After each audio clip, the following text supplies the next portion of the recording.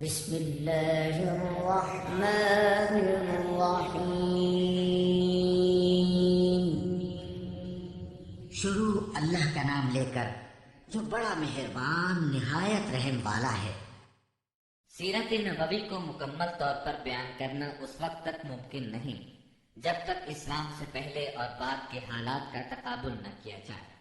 اس لیے ہم اصل مضمون سے پہلے اسلام سے پہلے عرب کی کیفیت بیان کریں گے، عرب اقوام اور ان کی معاشرت کا نقشہ کھینچیں گے، پھر وہ حالات بیان کریں گے جن میں رسول اللہ صلی اللہ علیہ وسلم کی بعثت ہوئی۔ لفظ عرب کے لغوی معنی صحرا اور بیاب و بیاہ زمین کے ہیں۔ عہد قدیم سے یہ لفظ جزیرہ نما عرب اور اس میں بسنے والی قوموں پر بولا گیا ہے۔ عرب کے مغرب میں بحر احمر اور جزیرہ نما سینا ہے۔ مشرق میں خلیج عرب اور جنوبی عراق کا ایک بڑا حصہ ہے۔ جنوب میں بحر عرب ہے جو در حقیقت بحر ہند کا پھیلاؤ ہے۔ شمال میں ملک شام اور کسی قدر شمالی عراق ہے۔ ان میں سے بعض سرحدوں کے بارے میں اختلاف بھی ہے۔ کل رقبے کا اندازہ 10 لاکھ سے 13 لاکھ مربع میل تک کیا گیا ہے۔ نسلی اعتبار سے مورخین نے عرب اقوام کی 3 قسمیں قرار دی ہیں۔ نمبر 1، عرب واحدہ، یعنی وہ قدیم عرب قبائل اور قومیں جو بالکل ناپید ہو گئیں اور ان کے متعلق ضروری معلومات بھی دستیاب نہیں، مثلا عاد، سمود، تسم، جدیث، عمالقہ وغیرہ۔ نمبر 2، عرب عاربہ، یعنی وہ عرب قبائل جو یارب بن یشجب بن قحطان کی نسل سے ہیں، انہیں قحطانی عرب کہا جاتا ہے۔ نمبر 3، عرب مستعربہ، یعنی وہ قبائل جو سیدنا اسماعیل علیہ السلام کی نسل سے ہیں، انہیں عدنانی عرب کہا جاتا ہے۔ عرب عاربہ یعنی قحطانی عرب کا اصل گہوارہ ملک یمن تھا۔ یہیں ان کے خاندان اور قبیلے مختلف شاخوں میں پھوٹے، پھیلے اور بڑھے۔ ان میں سے 2 قبیلوں نے بہت شہرت حاصل کی۔ ایک حمیت جس کی مشہور شاخیں زید الجمہور، قزاع اور سکاسک ہیں۔ دوسرا کہلان جس کی مشہور شاخیں ہمدان، انمار، مزہج، تے، کندہ، لخم، جزام، عزد، اوس، خزرج اور اولاد جفنہ ہیں، جنہوں نے آگے چل کر ملک شام میں بادشاہت قائم کی اور آل غسان کے نام سے مشہور ہوئے۔ عرب مستعربہ کے جد اعلیٰ سیدنا ابراہیم علیہ السلام اصلاً عراق کے ایک شہر اور کے باشندے تھے۔ یہ شہر دریائے فرات کے مغربی ساحل پر کوفے کے قریب واقع تھا۔ اس کی کھدائی کے دوران میں جو کتبے برآمد ہوئے ان سے اس شہر کے متعلق بہت سی تفصیلات منظر عام پر آئی ہیں، اور سیدنا ابراہیم علیہ السلام کے خاندان کی بعض تفصیلات معلوم ہوئی ہیں۔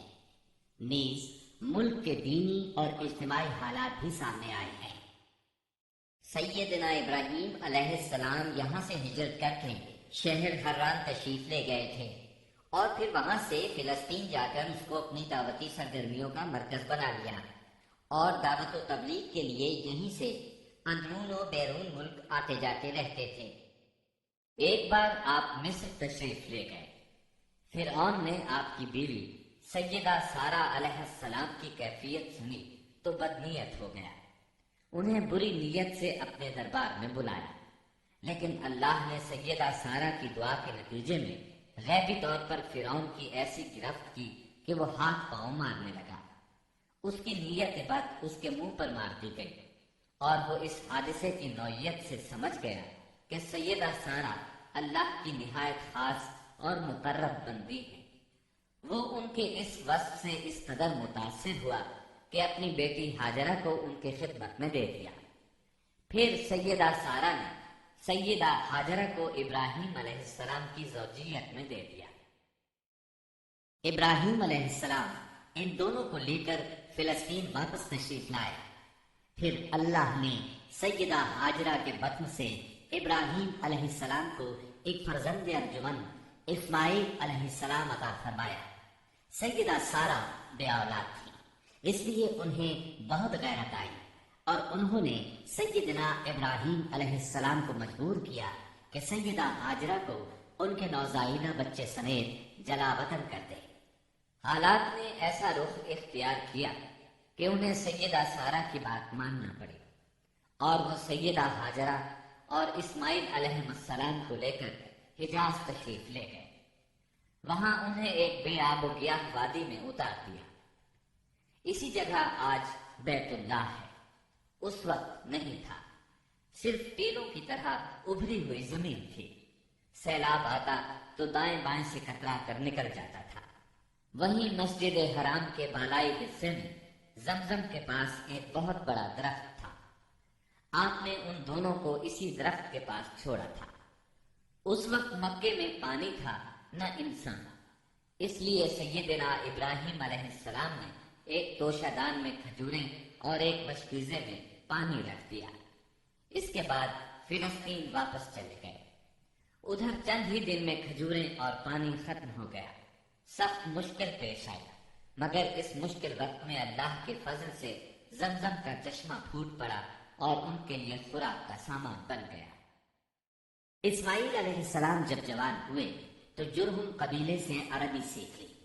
یہ قبیلہ وہاں پانی دے کر آباد ہو گیا تھا۔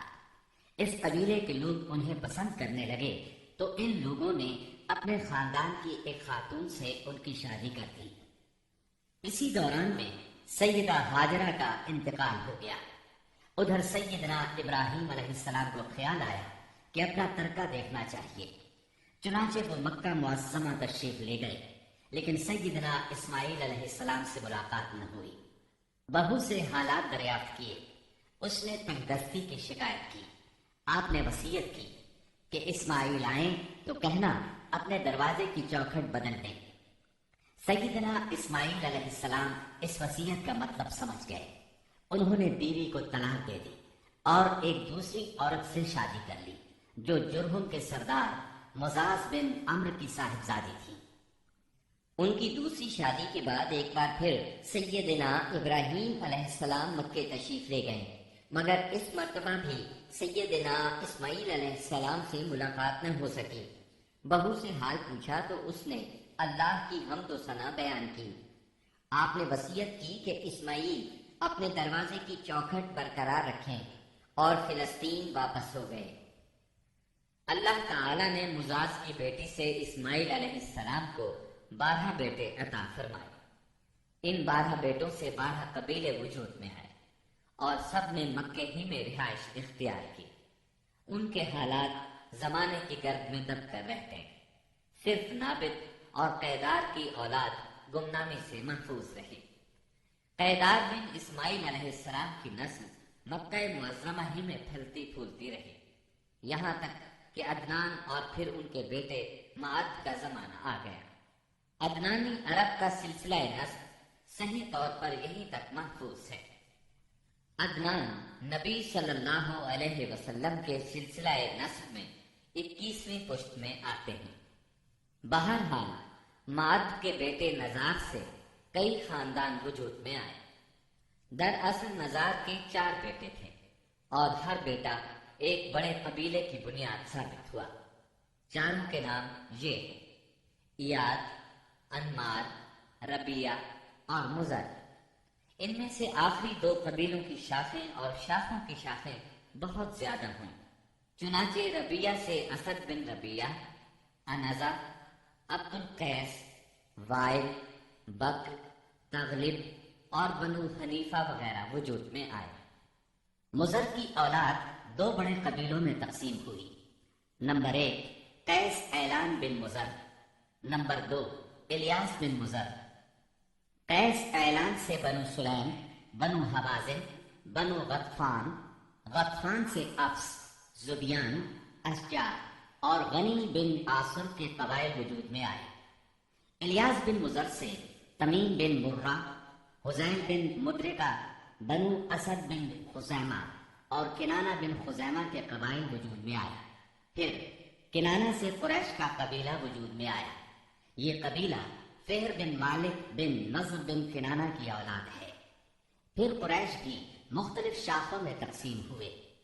مشہور قریشی شاخوں کے نام یہ ہیں: جمح، سہم، عدی، مخزوم، تیم، زہرہ اور قصی بن کلاب کے خاندان یعنی عبد الدار، اسد بن عبد العزا اور عبد مناف، یہ تینوں قصی کے بیٹے تھے۔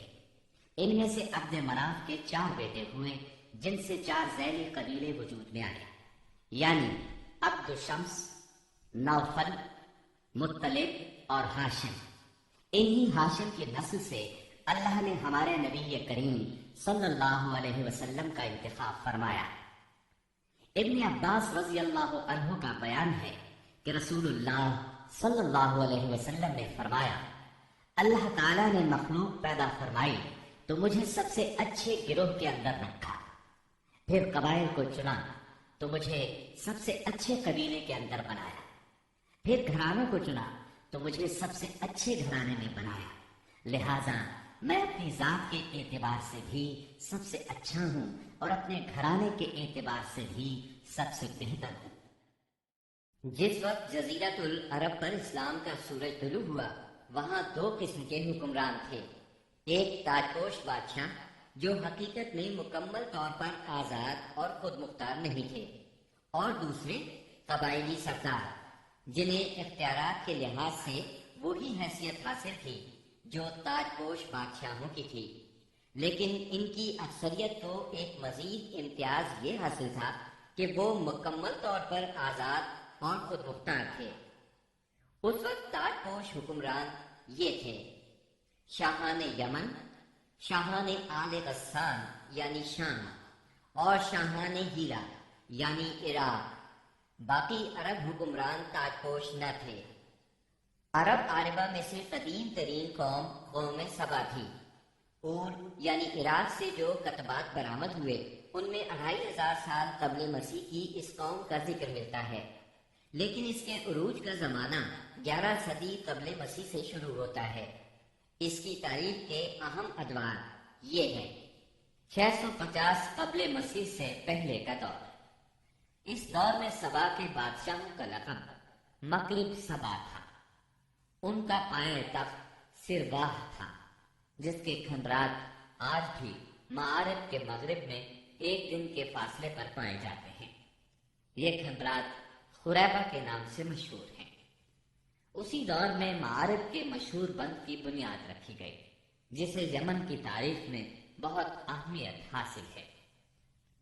650 قبل مسیح سے 115 قبل مسیح تک کا دور۔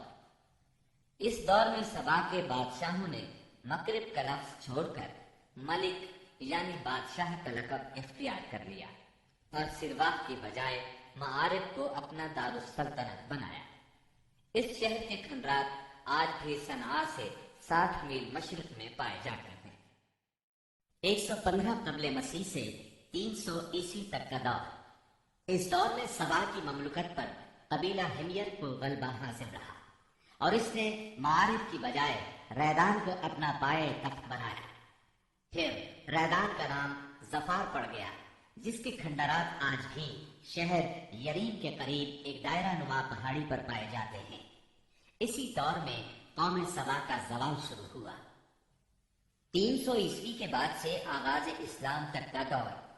اس دور میں یمن کے اندر مسلسل اضطراب اور انتشار برپا رہا۔ انقلابات آئے، خانہ جنگیاں ہوئیں اور بیرونی قوموں کو مداخلت کے مواقع ہاتھ آئے، یہاں تک کہ ایک وقت ایسا بھی آیا کہ یمن کی آزادی سلب ہو گئی۔ چنانچہ اسی دور میں رومیوں نے عدن پر فوجی قبضہ کیا اور ان کی مدد سے حبشیوں نے حمیر اور ہمدان کی آپس میں کشمکش سے فائدہ اٹھایا اور 340 عیسوی میں پہلی بار یمن پر قبضہ کیا۔ یہ قبضہ 378 عیسوی تک برقرار رہا۔ اس کے بعد یمن کی آزادی تو بحال ہو گئی، مگر معارب کے مشہور بندے رکھنے پڑنا شروع ہو گئے، یہاں تک کہ 450 عیسوی یا 451 عیسوی میں بند ٹوٹ گیا اور وہ عظیم سیلاب آیا جس کا ذکر قرآن مجید کی سورہ سبا میں سیل عرم کے نام سے کیا گیا ہے۔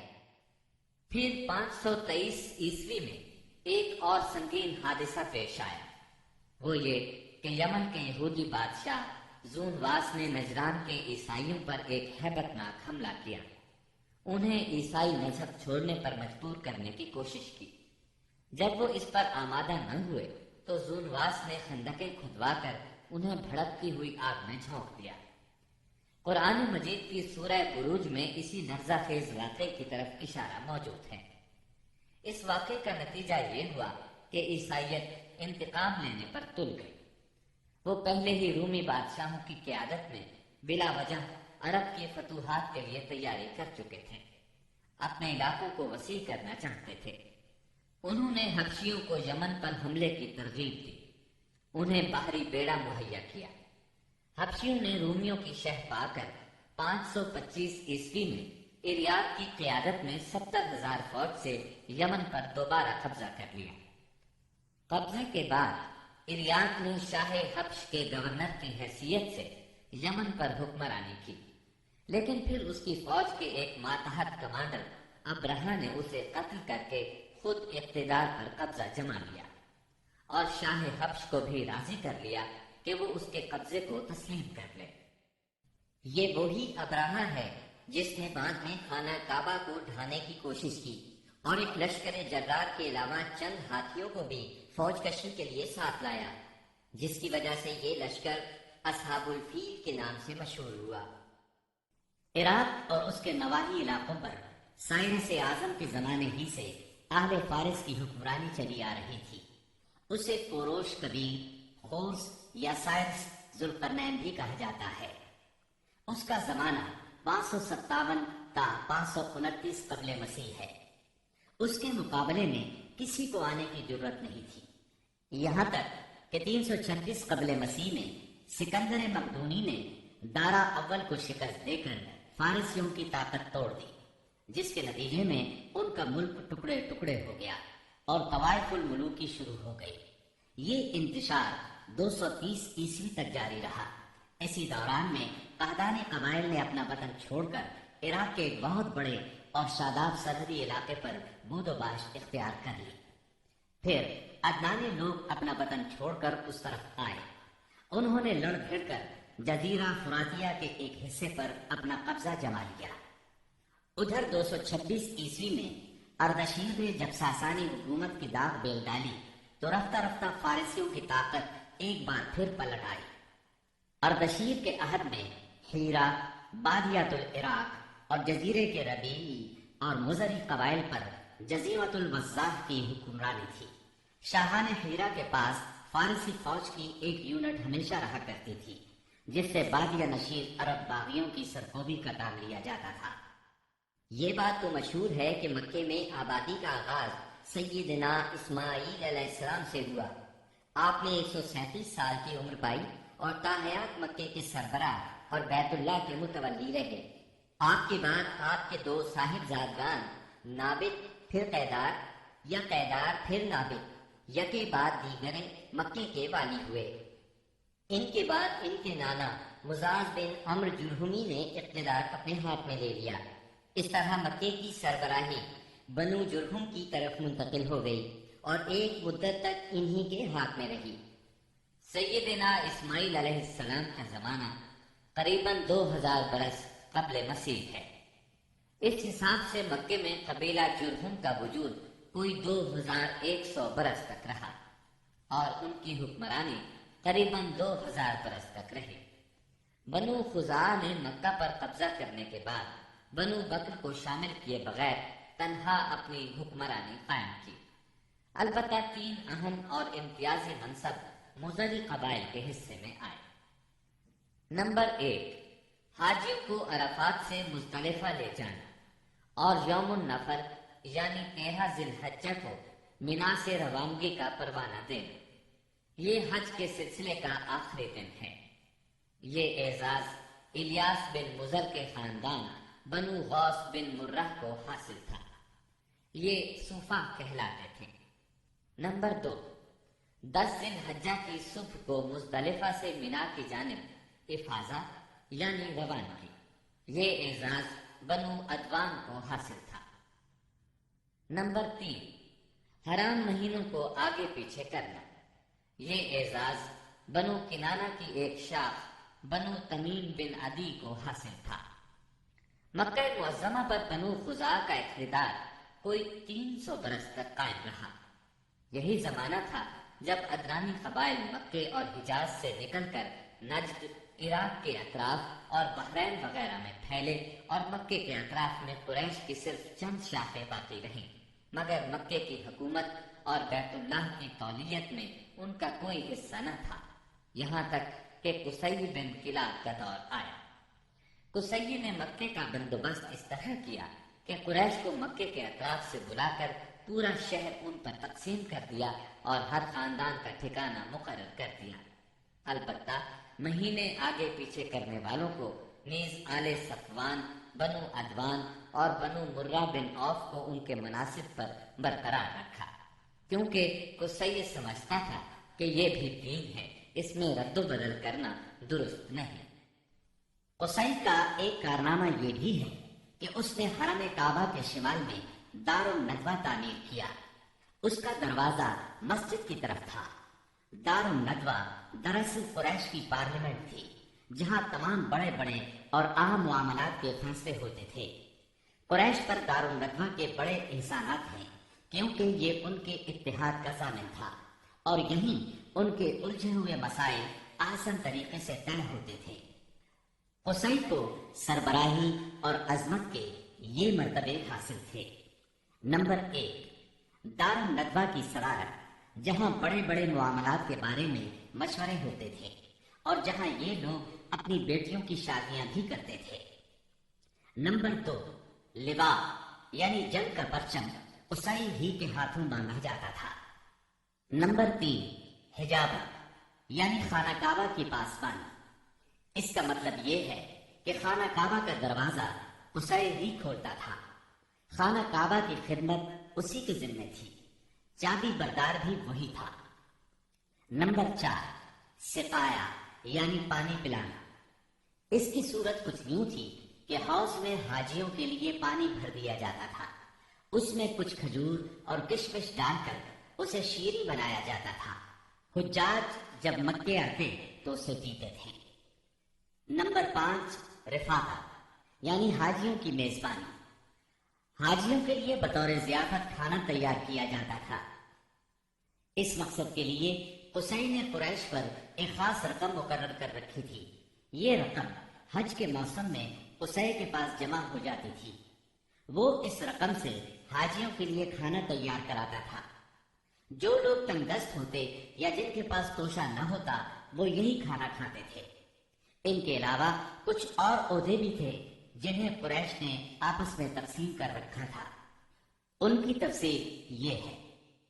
نمبر 1، احسان یعنی فال گیری، قسمت کا حال دریافت کرنے کے لیے بتوں کے پاس جو تیر رکھے رہتے تھے ان کی تولیت۔ یہ منصب بنو جمح کو حاصل تھا۔ نمبر 2، مالیات کا نظم یعنی بتوں کا تقرب حاصل کرنے کے لیے جو نذرانے اور قربانیاں پیش کی جاتی تھیں ان کا انتظام کرنا، جھگڑوں اور مقدمات کا فیصلہ کرنا۔ یہ کام بنو سہم کو سونپا گیا۔ نمبر 3، شورا، یہ اعزاز بنو اسد کو حاصل تھا۔ نمبر 4، اشناف یعنی دیت اور جرمانوں کا نظم۔ اس منصب پر بنو تیم فائز تھے۔ نمبر 5، عقاب یعنی قومی پرچم اٹھانا، یہ بنو امیہ کا کام تھا۔ نمبر 6، قبہ یعنی فوجی کیمپ کا انتظام اور شاہ سواروں کی قیادت، یہ کام بنو مخزوم کے حصے میں آیا تھا۔ نمبر 7، سفارت، یہ منصب بنو عدی کا تھا۔ ہم قحطانی اور عدنانی قبائل کے وطن چھوڑنے کا ذکر کر چکے ہیں۔ ان قبائل میں سرداری نظام رائج تھا۔ قبیلے خود اپنا سردار مقرر کرتے تھے۔ قبائلی سرداروں کا درجہ اپنی قوم میں بادشاہوں جیسا تھا۔ قبیلہ صلحوں اور جنگ میں بہرحال اپنے سردار کے فیصلے کا پابند ہوتا تھا۔ سردار کو وہی اقتدار اور اختیارات حاصل تھے جو کسی بادشاہ کو ہوا کرتے ہیں۔ حتیٰ کہ بعض سرداروں کا یہ حال تھا کہ اگر کبھی وہ بگڑ جاتے تھے تو تو ہزاروں تلواریں بے نیام ہو جاتی تھیں، اور وہ یہ بھی نہیں پوچھتے تھے کہ سردار کے غصے کا سبب کیا ہے۔ اب رہا سیاسی حالات کا مسئلہ۔ جزیرۃ العرب کے 3 سرحدی علاقے تھے۔ یہ تینوں غیر ممالک کے پڑوس میں تھے۔ ان کی سیاسی حالت سخت پریشان کن تھی۔ وہاں انتشار کی کیفیت تھی۔ صورتحال زوال پذیر تھی۔ انسان مالک تھا یا غلام، حاکم تھا یا محکوم، بس انہی 2 طبقوں میں بٹا ہوا تھا۔ تمام تر فوائد سربراہوں کو، خاص طور پر غیر ملکی سربراہوں کو حاصل تھے، اور سارا بوجھ غلاموں کے سر تھا۔ وہ طرح طرح کے ظلم و ستم برداشت کرتے تھے، زبان نہیں کھول سکتے تھے، کیونکہ حکمرانی جبری تھی۔ انسانی حقوق نام کی کسی چیز کا دور دور تک وجود نہیں تھا۔ عرب کے عام باشندے اسماعیل علیہ السلام کی دعوت و تبلیغ کے نتیجے میں دین ابراہیم کے پیروکار تھے، اس لیے صرف اللہ کی عبادت کرتے تھے اور توحید پر کاربند تھے۔ لیکن وقت گزرنے کے ساتھ ساتھ انہوں نے اللہ کے احکامات کو بھلا دیا، پھر بھی ان کے اندر توحید اور دین ابراہیمی کے کچھ آثار باقی رہے، کچھ شعائر پر وہ عمل پیرا رہے، یہاں تک کہ بنو خزاعہ کا سردار عمرو بن لحی منظر عام پر آیا۔ اس کی نشو و نما نیکی، صدقہ و خیرات اور دینی باتوں سے گہری دلچسپی پر ہوئی تھی، اس لیے لوگوں نے اسے محبت کی نظر سے دیکھا، اسے بڑا عالم اور اللہ کا ولی سمجھ کر اس کی پیروی کی۔ پھر اس شخص نے ملک شام کا سفر کیا۔ اس نے دیکھا وہاں بتوں کی پوجا ہو رہی تھی۔ اس نے سمجھا یہ طریقہ بھی اچھا ہے اور برحق ہے، کیونکہ ملک شام پیغمبروں کی سرزمین تھی، آسمانی کتابیں وہاں نازل ہوئی تھیں۔ چنانچہ واپسی پر وہ وہاں سے اپنے ساتھ حبل بت بھی لے آیا اور اسے خانہ کعبہ کے اندر نصب کر دیا، اور اہل مکہ کو اللہ کے ساتھ شرک کی دعوت دی۔ اہل مکہ نے اس پر لبیک کہا۔ اس کے بعد بہت جلد حجاز کے باشندے بھی شامل ہو گئے، وہ بھی ان کے نقش قدم پر چل پڑے۔ اس طرح عرب میں بت پرستی کا آغاز ہوا۔ حبل کے علاوہ عرب کے قدیم ترین بتوں میں سے ایک منات تھا۔ یہ بحر احمر کے ساحل پر قدید کے قریب مشلل میں نصب تھا۔ اس کے بعد طائف میں لات نامی بت وجود میں آیا، پھر وادی نخلا میں عزا کا بت نصب کیا گیا۔ یہ تینوں عرب کے سب سے بڑے بت تھے۔ اس کے بعد حجاز کے ہر خطے میں شرک کی کثرت اور بتوں کی بھرمار ہو گئی۔ کہا جاتا ہے کہ ایک جن عمرو بن لحی کے تابع تھا۔ اس نے بتایا کہ قوم نوح کے بت یعنی ود، سوا، یغوث، یعوق اور نصر جدہ میں دفن ہیں۔ اس اطلاع پر عمرو بن لحی جدہ گیا اور ان بتوں کو کھود نکالا، پھر ان کو تہامہ لایا، اور جب حج کا زمانہ آیا تو انہیں مختلف قبائل کے حوالے کیا۔ یہ قبائل ان بتوں کو اپنے اپنے علاقوں میں لے گئے۔ اس طرح ہر قبیلے میں، پھر ہر گھر میں ایک ایک بت ہو گیا۔ اسی پر بس نہیں کی گئی، اس کے بعد مشرکین نے مسجد حرام کو بھی بتوں سے بھر دیا۔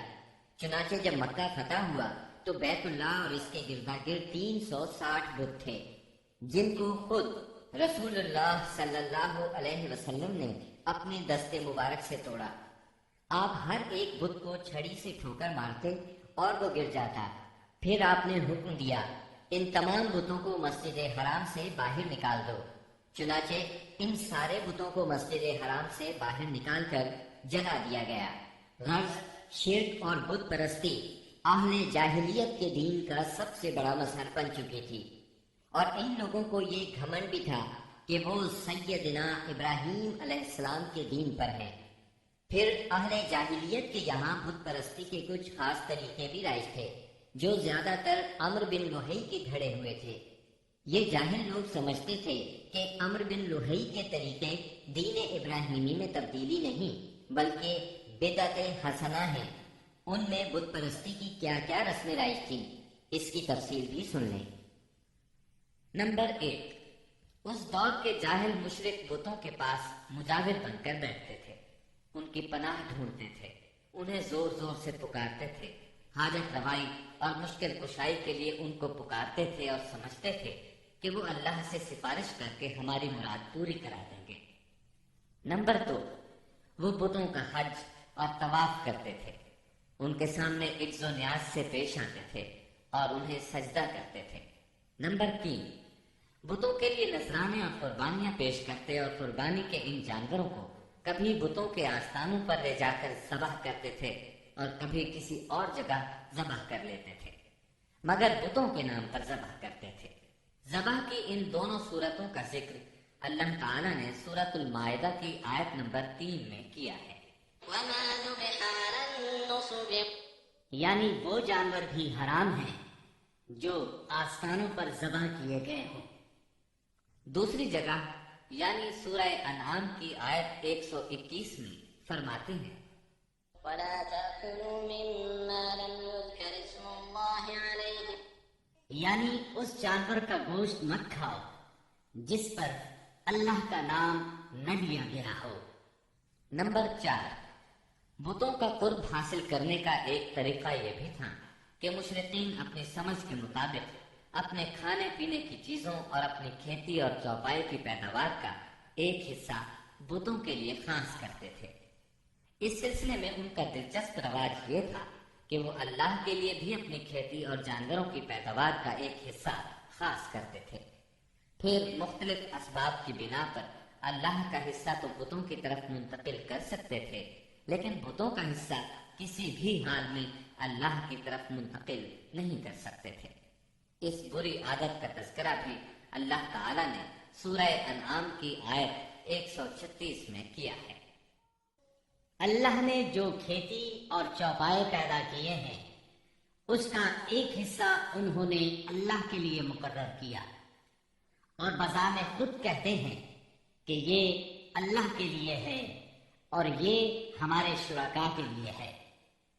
तो जो उनके शुरका के लिए होता है वो तो अल्लाह के लिए नहीं पहुंचता, मगर जो अल्लाह के लिए होता है वो उनके शुरका तक पहुंच जाता है। कितना बुरा है वो फैसला जो ये लोग करते हैं। नंबर 5, बुतों का कुर्ब हासिल करने का एक तरीका यह भी था कि वो मुशरिकीन खेती और चौपायों में मुख्तलिफ किस्म की नजरें मांगते थे।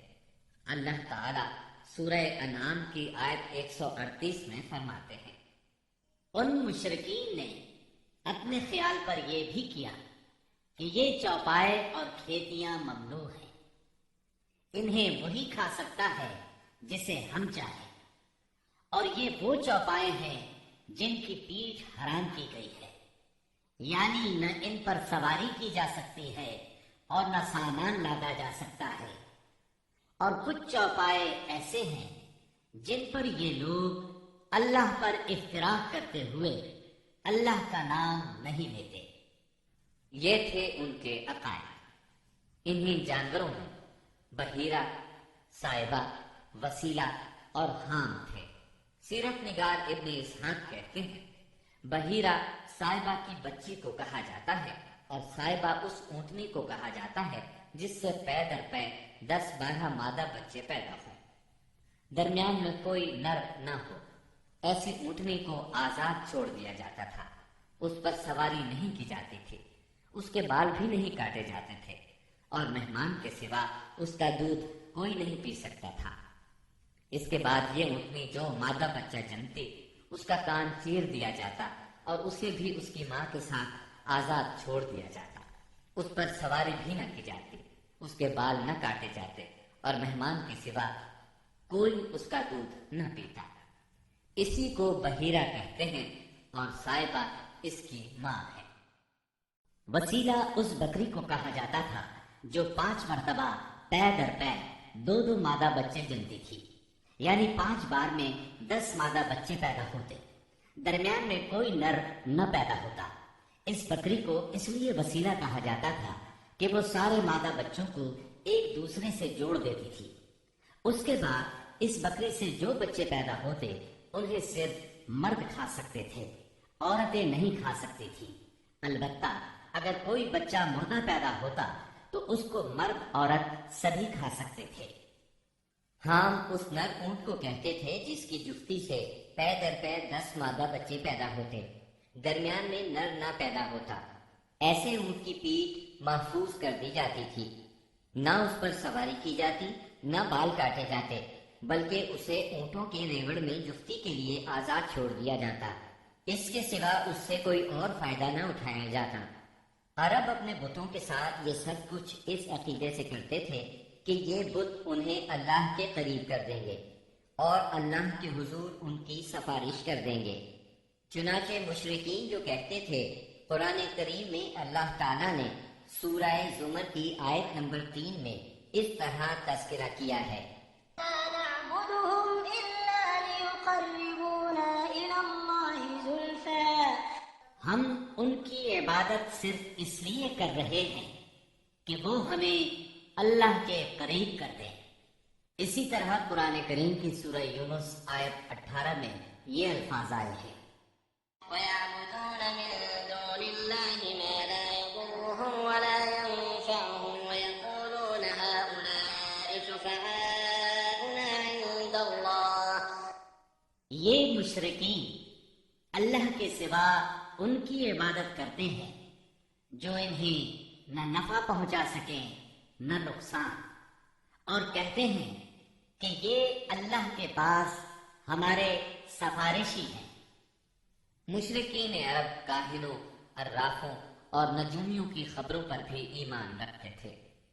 کاہن اسے کہتے ہیں جو آنے والے واقعات کی پیش گوئی کرے اور جو چھپے ہوئے رازوں کے جاننے کا دعویٰ کرے۔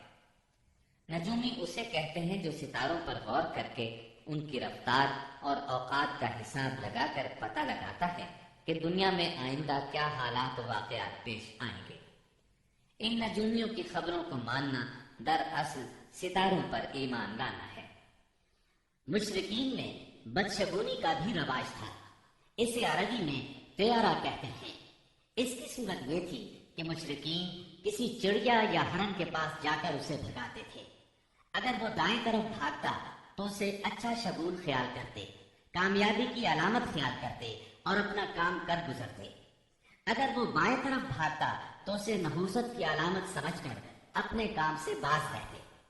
اسی طرح اگر کوئی چڑیا یا جانور راستہ کاٹ دیتا تو اس کو منحوس خیال کرتے۔ اسی سے ملتی جلتی ایک حرکت یہ تھی کہ مشرکین خرگوش کے ٹخنے کی ہڈی لٹکاتے تھے اور بعض دنوں، بعض مہینوں جانوروں، گھروں اور عورتوں کو منحوس سمجھتے تھے۔ آج کے دور میں بھی ایسی باتیں سننے میں آتی ہیں، کالی بلی راستہ کاٹ گئی، اللہ خیر کرے وغیرہ۔ قریش کی ایک بدعت یہ تھی کہ وہ کہتے تھے ہم سیدنا ابراہیم علیہ السلام کی اولاد ہیں، حرم کے پاسبان، بیت اللہ کے والی اور مکے کے باشندے ہیں، کوئی شخص ہمارا ہم مرتبہ نہیں اور نہ کسی کے حقوق ہمارے حقوق کے مساوی ہیں۔ اسی لیے یہ لوگ اپنا نام ہمس یعنی بہادر رکھتے تھے، لہذا ہمارے شایان شان نہیں کہ ہم حدود حرم سے باہر جائیں۔ چنانچہ حج کے دوران میں یہ لوگ عرفات نہیں جاتے تھے اور نہ وہاں سے افاضہ کرتے تھے، بلکہ مزدلفہ ہی میں ٹھہر کر وہیں سے افاضہ کر لیتے تھے۔ اللہ تعالیٰ نے اس بدعت کی اصلاح کرتے ہوئے سورہ بقرہ کی آیت 199 میں فرمایا، ثم أفيضوا من حيث أفاض الناس۔ یعنی تم لوگ بھی وہیں سے افاضہ کرو جہاں سے سارے لوگ افاضہ کرتے ہیں۔ ان کی ایک بدعت یہ بھی تھی کہ انہوں نے بیرون حرم کے باشندوں کو حکم دے رکھا تھا کہ وہ حرم میں آنے کے بعد پہلا طواف ہمس سے حاصل کیے ہوئے کپڑوں ہی میں کریں۔ چنانچہ ان کا کپڑا اگر دستیاب نہ ہوتا تو مرد ننگے طواف کرتے اور عورتیں اپنے سارے کپڑے اتار کر صرف ایک چھوٹا سا کھلا کرتا پہن لیتی اور اسی میں طواف کرتی اور دوران طواف یہ شعر پڑھتی، اليوم يبدو بعضه أو كله وما بدأ منه فلا أحله۔ آج کچھ یا ساری شرمگاہ کھل جائے گی، لیکن جو کھل جائے میں اسے دیکھنا حلال قرار نہیں دیتی۔ اللہ تعالیٰ نے ان خرافات کے خاتمے کے لیے سورہ اعراف کی آیت نمبر 31 میں فرمایا، يا بني آدم خذوا زينتكم عند كل مسجد یعنی اے آدم کے بیٹو، ہر مسجد کے پاس اپنی زینت اختیار کرو۔ یہی دین یعنی شرک و بت پرستی اور توہمات و خرافات پر مبنی عقیدے والا دین عام اہل عرب کا دین تھا۔ اس کے علاوہ جزیرۃ العرب کے مختلف اطراف میں یہودیت، مسیحیت، مجوسیت اور سابعیت نے بھی قدم جما لیے تھے۔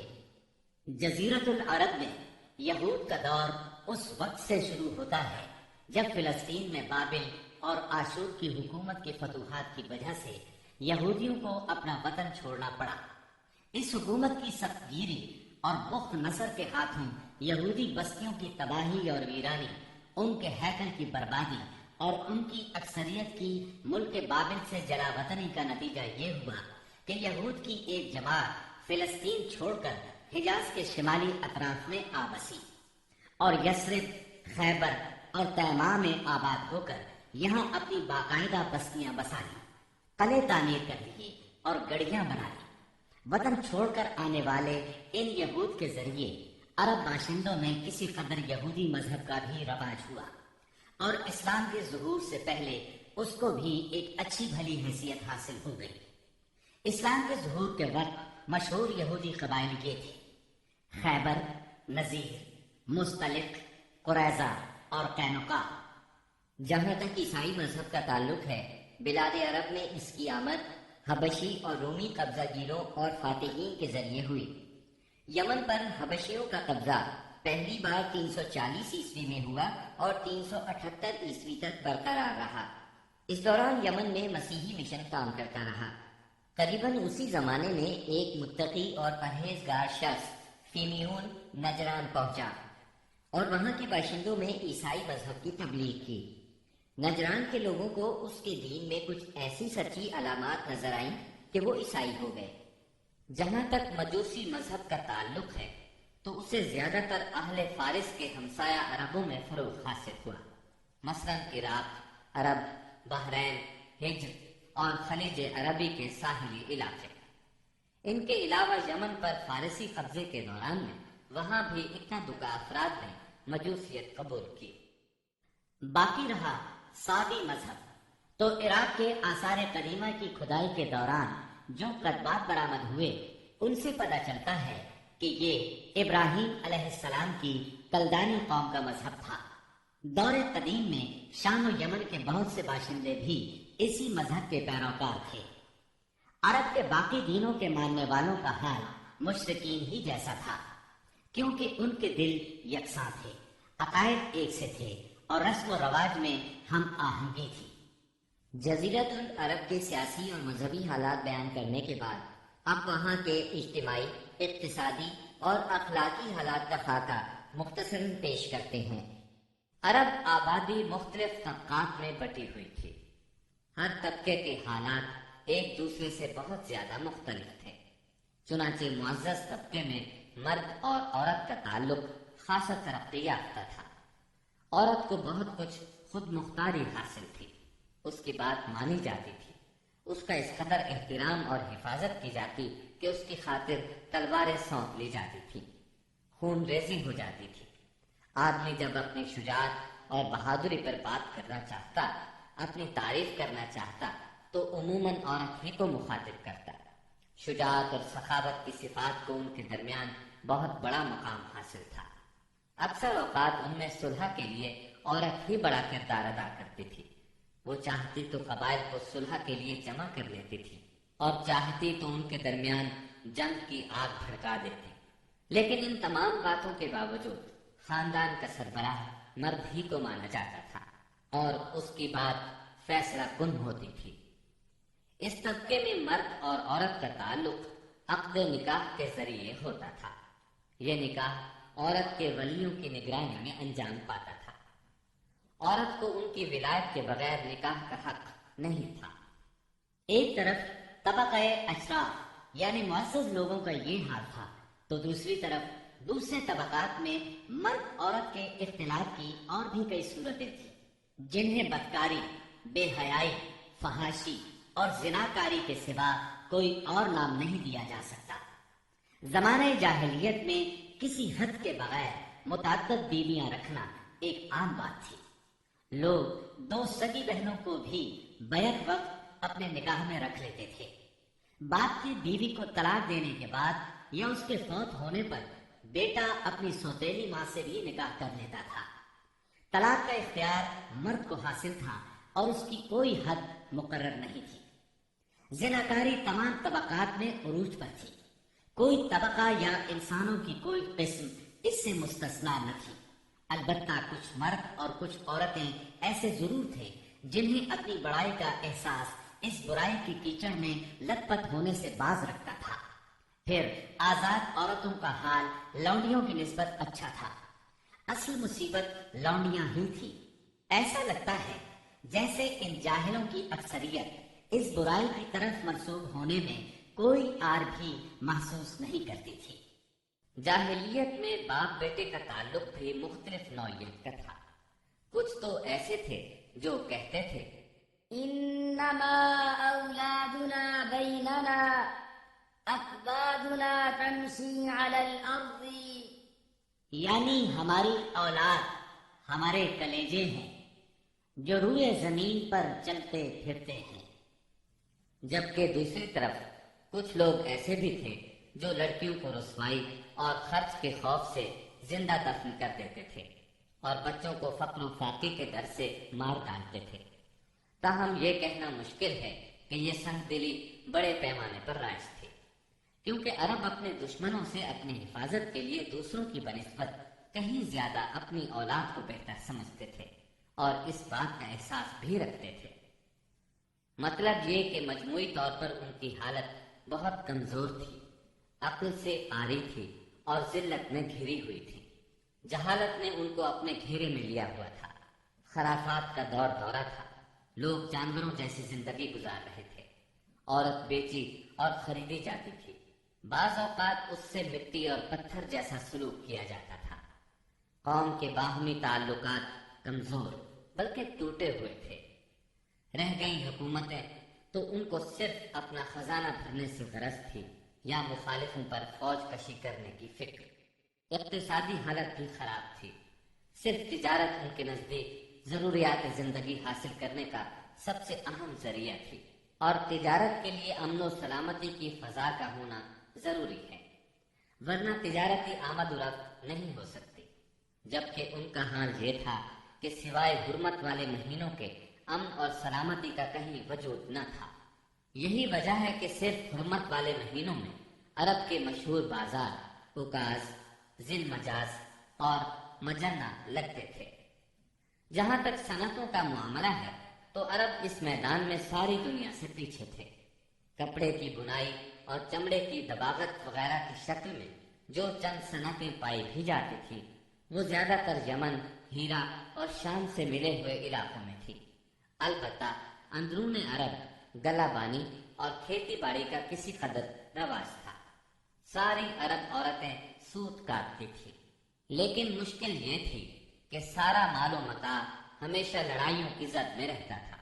غربت عام تھی، لوگ ضروری لباس تک سے محروم تھے۔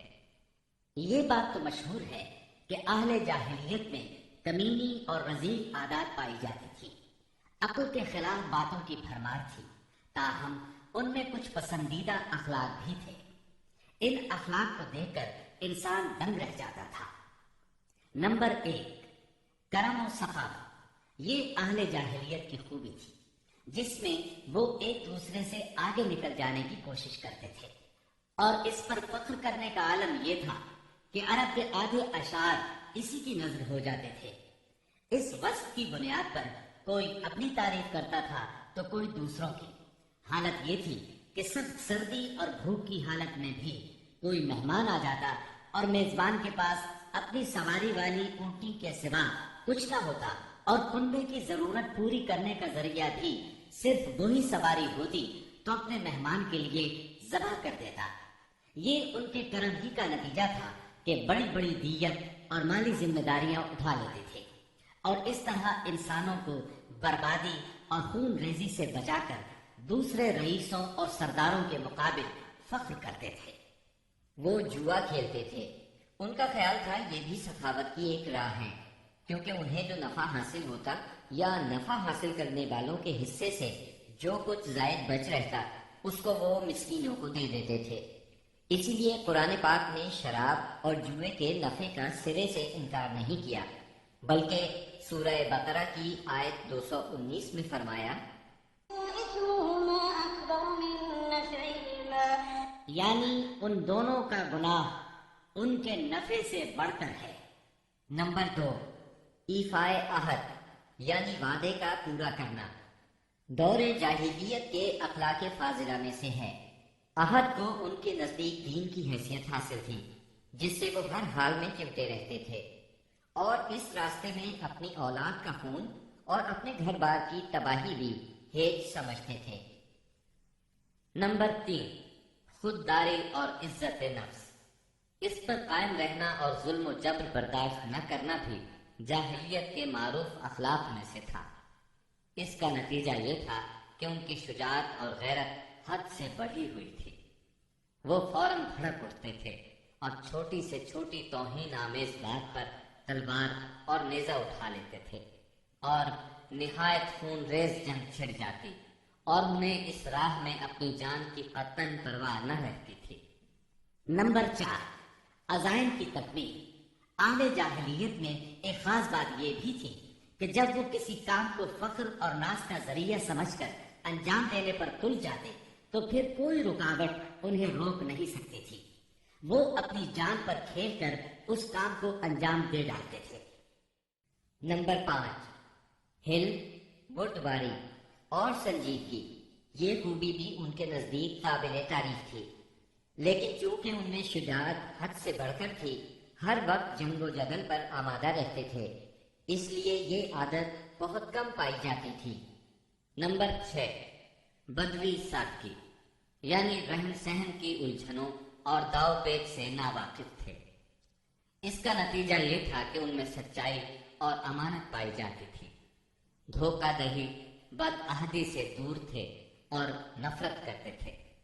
ہم سمجھتے ہیں کہ جزیرۃ العرب کو ساری دنیا سے جو جغرافیائی نسبت حاصل تھی، اس کے علاوہ یہی وہ قیمتی اخلاق تھے جن کی وجہ سے اہل عرب کو بنی نوع انسان کی قیادت اور رسالت عامہ کا بوجھ اٹھانے کے لیے منتخب کیا گیا تھا، کیونکہ یہ اخلاق اگرچہ بعض اوقات شر اور فساد کا سبب بن جاتے تھے اور ان کی وجہ سے المناک حادثات بھی پیش آ جاتے تھے، لیکن اپنی نوعیت کے بڑے قیمتی اخلاق تھے۔ یہ تھوڑی سی اصلاح کے بعد انسانی معاشرے کے لیے نہایت مفید بن سکتے تھے، اور یہی کام اسلام نے انجام دیا۔ غالباً ان کے اخلاق میں بھی ایفائے عہد کے بعد عزت نفس اور عزم کی پختگی سب سے زیادہ قیمتی اور نفع بخش جوہر تھا، کیونکہ اس زبردست قوت اور پختہ ارادے کے بغیر شر و فساد کا خاتمہ اور نظام عدل کا قیام ممکن نہیں۔ اہل جاہلیت کے کچھ اور بھی اچھے اخلاق تھے، لیکن ان سب کو بیان کیا جائے تو بات بہت طویل ہو جائے گی، لہذا انہی پر اکتفا کرتے ہوئے ہم آگے چلتے ہیں۔ ہمارے رسول مقبول محمد صلی اللہ علیہ وسلم کی ولادت باسعادت موسم بہار میں پیر کے دن صبح صادق کے بعد اور طلوع آفتاب سے پہلے 9 ربیع الاول سن عام الفیل 20 یا 22 اپریل 571 عیسوی کو مکہ مکرمہ میں ہوئی۔ پیر کا دن آپ کی مبارک زندگی میں بڑی اہمیت کا حامل ہے۔ سیدنا ابن عباس رضی اللہ عنہ فرماتے ہیں کہ آپ پیر کو پیدا ہوئے، پیر کے دن آپ کو نبوت سے سرفراز فرمایا گیا، سوموار ہی کو مکے سے مدینے کی طرف ہجرت کے لیے نکلے، سوموار ہی کو آپ مدینہ منورہ تشریف لائے، اور آپ نے پیر ہی کے دن اس دار فانی کو خیر باد کہا۔ آپ کے پیدا ہوتے ہی آپ کے دادا عبد المطلب آپ کو گود میں اٹھا کر خانہ کعبہ میں لے گئے، آپ کے لیے دعا کی اور محمد نام رکھا۔ پوتے کی پیدائش کی خوشی میں 7ویں دن اپنے قبیلے کی دعوت کی۔ لوگوں نے آپ کے دادا سے پوچھا، آپ نے نومولود کا نام دوسرے لوگوں کے ناموں جیسا کیوں نہیں رکھا؟ انہوں نے جواب دیا، میں چاہتا ہوں میرے پوتے پر اسلام کا اثر پڑے اور میرا پوتا تعریف و توصیف حاصل کرے۔ آپ کی والدہ سیدہ آمنہ نے آپ کا نام احمد رکھا۔ انجیل میں بطور پیشگوئی آپ کے 2 نام آئے ہیں، فارتلی اور منہمنا۔ قرآن مجید کی سورہ انبیاء آیت 107 میں اللہ تعالیٰ نے آپ کو رحمت للعالمین کہا ہے۔ وما أرسلناك إلا رحمة للعالمين، یعنی ہم نے آپ کو تمام جہانوں کے لیے رحمت بنا کر بھیجا ہے۔ آپ کا نسب نامہ اس طرح ہے: محمد بن عبداللہ بن عبد المطلب بن ہاشم بن عبد مناف بن قصی بن کلاب بن مرہ بن کعب بن لعی بن غالب بن فہر بن مالک بن نظر بن کنانہ بن خزیمہ بن مدرکہ بن الیاس بن مزر بن نزار بن معد بن عدنان۔ اس بات پر سب کا اتفاق ہے کہ عدنان سیدنا اسماعیل علیہ السلام کی نسل سے ہے، لیکن دونوں کے درمیان میں کتنی پشتیں ہیں اور ان کے نام کیا کیا ہیں، اس میں بہت اختلاف پایا جاتا ہے۔ آپ کی والدہ کا نام سیدہ آمنہ تھا۔ سیدہ آمنہ کے والد وہب بن عبد مناف بن زہرہ بن کلاب تھے۔ یہ وہی کلاب ہیں جو والد کی طرف سے بھی نبی صلی اللہ علیہ وسلم کے نسب نامے میں آتے ہیں۔ ان کا اصل نام عروہ یا حکیم تھا، لیکن کتوں کے ذریعے بکثرت شکار کھیلا کرتے تھے، اس لیے کلاب کے نام سے مشہور ہو گئے۔ عربی میں کلاب کتوں کو کہتے ہیں۔